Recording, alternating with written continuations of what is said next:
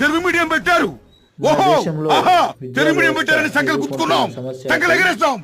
నిర్మించిన బిఏలు, బీకాంలు, ఎంకాంలు, MSc pass అయిపోయాం.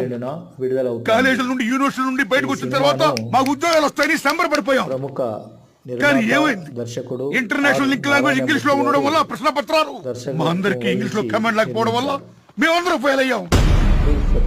ఎవరికైతే అవకాశాలు ఉన్నాయో, ఎవరైతే ఇంగ్లీష్ మీడియం లో చదువుకున్నారో వాళ్ళందరూ బ్రహ్మాండంగా రాశారు, వాళ్ళందరూ పాస్ అయిపోయారు, వాళ్ళందరూ కలెక్టర్లు అయ్యారు, ఎస్పీలు అయ్యారు, ఇంజనీర్లు అయ్యారు, డాక్టర్లు అయ్యారు, మహాద్భుతంగా బ్రహ్మాండంగా ఉద్యోగాలు సంపాదించి పైకొచ్చారు.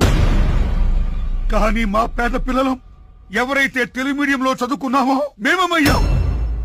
ఏమయ్యాం మేము?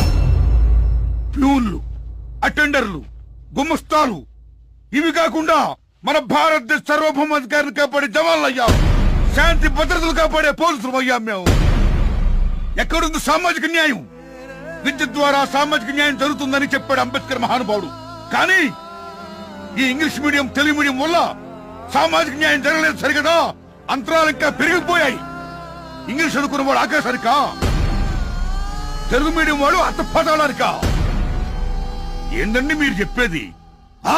మన సంస్థలో ఇక నుంచి A grade, B grade, C grade, D grade ఆ రకంగా మనం గ్రేడ్ల నిర్ణయిస్తూ ఫీజులు పెంచుకుంటూ పోవాలి. Okay sir. ముందుగా డి గ్రేడ్. డి గ్రేడ్ అంటే పేదవాళ్లు, వాళ్ళకి పెంచాలి. అవునండి. ఇక సి గ్రేడ్ కు వచ్చేసరికి మధ్య తరగతి కుటుంబీకులు, వాళ్ళకి పెంచాలి. అవునండి. B grade. బి గ్రేడ్ కు వచ్చేసరికి పోలీసులు, కలెక్టర్లు, రెవెన్యూ డిపార్ట్మెంట్, రాజకీయ నాయకులు, వీళ్ళంతా అవసరం, ఆయన వీళ్ళకి పెంచాలి. ఇక ఏ గ్రేడ్ కొద్దాం. ఏ గ్రేడ్ లో ఎవరున్నారు? మిలియనీర్స్, బిలియనీర్స్, కోటీశ్వర్లయ్యా, వాళ్ళందరి దగ్గర డబ్బులు కుప్పలు కుప్పలుగా ఉన్నాయి.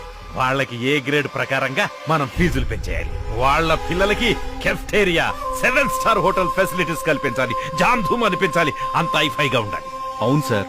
ఎందుకంటే వ్యాపారం, విద్యా వ్యాపారం. సారీ ప్రకాష్, మీకు ఉద్యోగాలు రానందుకు. ఏ మాస్టర్, సారీ చెప్తున్నావా? సారీ సారీ చెప్తున్నావు చాలా తేలిగ్గా. చదువుకో చదువుకో చదువుకో అని చెప్పావు, చదువుకున్నాడు, ఆడి బతుకు బదారిన పడింది, నువ్వు వచ్చి సారీ అని చేతులు దులిపేసి గడిపోతున్నావు.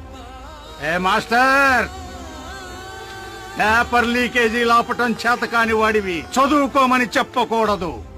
డబ్బులకి మార్కులు వేయించుకోవటం ఆపలేనోడివి చదువుకో అని చెప్పకూడదు. ఉద్యోగాలు అమ్ముకోవటం ఆపలేనోడివి చదువుకో అని చెప్పకూడదు.